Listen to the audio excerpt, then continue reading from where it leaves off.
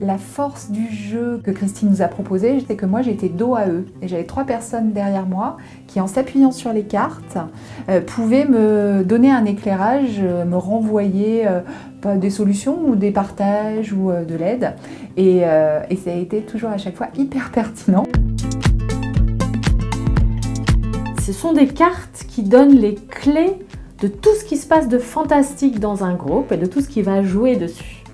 Il peut être utilisé en tirant des cartes au hasard pour débloquer une situation difficile, ou alors il peut être utilisé en préparation de réunions, de groupes, pour savoir qu'est-ce qu'on veut, d'où on part, où est-ce qu'on veut aller et quel chemin on va prendre pour y arriver.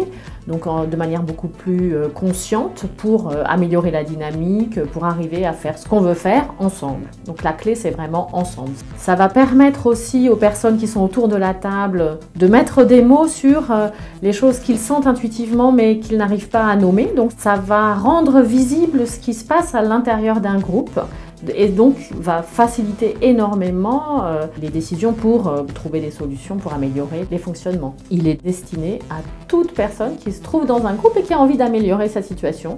Par définition, probablement tout le monde, vous pouvez l'utiliser pour la famille, mais après tous les gens qui travaillent sur les groupes, que ce soit les facilitateurs, les animateurs, les coachs, tout le monde en fait. Ça m'a renforcée dans les idées que j'avais, ça m'a peut-être donné des autorisations. Le fait de voir écrit quelque chose, je trouve, me dire bon bah allez, ok, c'est le moment, tu peux le mettre en action. Donc c'est pas que dans la tête, c'est aussi du concret. Et moi je trouve ça intéressant de passer à l'action et de faire avancer les choses.